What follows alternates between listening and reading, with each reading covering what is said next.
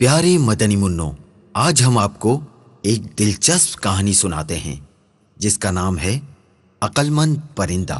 ایک دفعہ کا ذکر ہے کہ کسی گاؤں میں ایک شکاری رہتا تھا اور وہ روز شکار کر کے اپنے اور اپنے بچوں کا پیٹ پالتا۔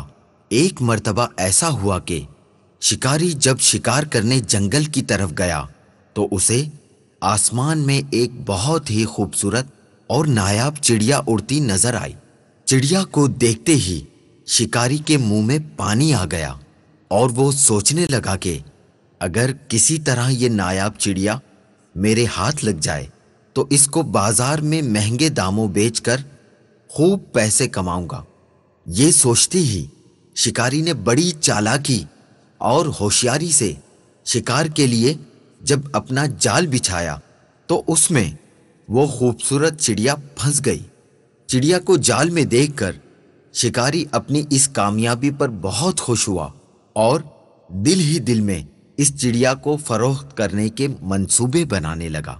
چڑیا جال سے باہر نکلنے کے لیے خوب پھڑپھڑانے لگی، لیکن جب چڑیا کی ساری کوششیں ناکام ہو گئیں اور اسے جال سے آزاد ہونے کی کوئی صورت نظر نہ آئی تو اس نے مایوس ہونے کے بجائے بڑے اطمینان سے شکاری کی طرف دیکھا اور کہنے لگی، اے عقل مند اور بھلے انسان، ذرا میری بات تو سنو۔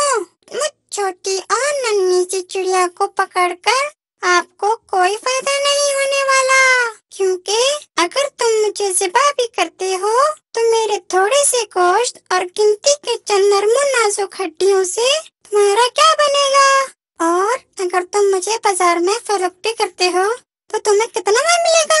لیکن اگر تم میری بات مانو اور مجھے اس قید سے آزاد کر دو، میں تمہیں اس کے بدلے 3 ایسی قیمتی اور انمول نصیحتیں کروں گی جو ہمیشہ تمہارے کام آئیں گی۔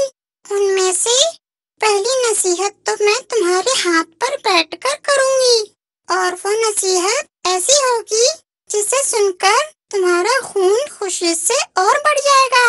اور دوسری نصیحت دیوار پر بیٹھ کے کروں گی جو بہت ہی اعلیٰ اور کارآمد ہوگی۔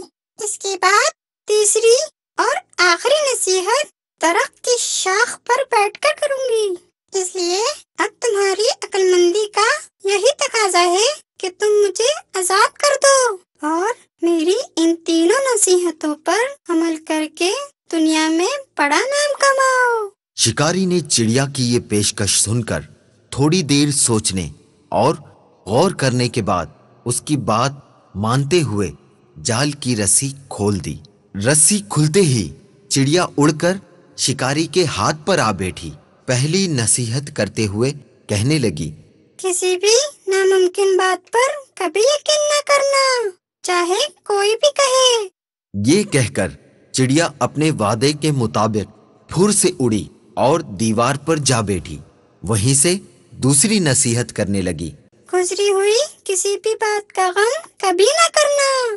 میرے اس چھوٹے سے وجود میں 10 درہم کا ایک ایسا قیمتی موتی ہے جس کی مثال پوری دنیا میں کہیں نہیں، اور اس مہنگے موتی کو پا کر تم اور تمہارے گھر والے خوب عیش و عشرت سے زندگی گزار سکتے تھے، مگر تمہاری قسمت پر افسوس، تم نے مجھے آزاد کر کے یہ بے مثال موتی اپنے ہاتھوں سے کھو دیا۔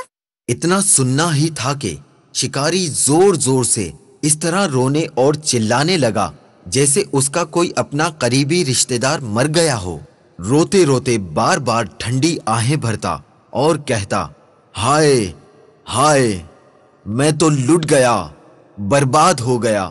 ارے مجھ بے وقوف نے یہ کیا کر دیا، ہاتھ آئے خزانے کو کھو دیا، ایسی نادر چڑیا کو کیوں آزاد کر دیا۔ شکاری جب خوب رو دھو چکا تب چڑیا نے اسے مخاطب کرتے ہوئے کہا، ارے بے وقوف اور احمق شکاری، میں نے پہلے ہی تمہیں نصیحتیں کر دی تھی کہ گزری ہوئی بات کا غم نہ کرنا۔ جب یہ بات ہو ہی گئی تھی تو افسوس سے ہاتھ ملنا کس کام کا؟ اور ہاں، یہ نادان شکاری، تم نے میری پہلی نصیحت بھی تو غور سے نہیں سنی؟ میں نے کہا تھا نا کہ کسی بھی ناممکن بات کا ہرگز یقین نہیں کرنا چاہیے، خواہ وہ کیسی ہی کیوں نہ ہو۔ اب ذرا عقل سے کام لو اور دیکھو تو صحیح، مجھ ننھی سی جان کا پورا وجود 3 درہم سے زیادہ کا نہیں ہے، تو پھر 10 درہم کا موتی میرے چھوٹے سے وجود میں کیسے آ سکتا ہے؟ بے شک کہتی تو تم ٹھیک ہی ہو، اے ننھی منی سی چڑیا، وہ تیسری نصیحت تو بتاتی جاؤ۔ ارے بھائی، تم نے میری پہلی 2 نصیحتوں پر کون سا عمل کر لیا جو مجھ سے تیسری نصیحت بھی سننا چاہتے ہو؟ وہ قیمتی نصیحت تم جیسے نادان انسان کے لیے نہیں ہے۔ یہ کہتے ہی وہ چڑیا پھر سے اڑ گئی اور شکاری اس کو دیکھتا ہی رہ گیا۔ پیارے مدنی منو، دیکھا آپ نے وہ ننھی سی چڑیا کیسے اپنی دانائی یعنی عقل مندی سے اس شکاری سے اپنی جان بچانے میں کامیاب ہو گئی۔ اس کہانی سے ہمیں یہ سبق ملا کہ عقل مندی اللہ عز و جل کا بہت بڑا انعام ہے، اسے وقت پر استعمال کرنا فائدہ مند رہتا ہے، اور کسی احمق اور بے وقوف کو نصیحت کرنا ایسا ہے جیسے بنجر یعنی بیکار زمین میں بیج ڈالنا۔ حکمت و دانائی۔ حضرت سیدنا ابو ہریرہ رضی اللہ تعالی عنہ سے روایت ہے کہ شہنشاہ مدینہ قرار قلب و سینہ صاحب معطر پسینہ فیض گنجینہ صلی اللہ تعالی علیہ وآلہ وسلم نے ارشاد فرمایا کہ حکمت مومن کا گمشدہ خزانہ ہے، لہذا مومن اسے جہاں پائے وہیں اس کا زیادہ حقدار ہے۔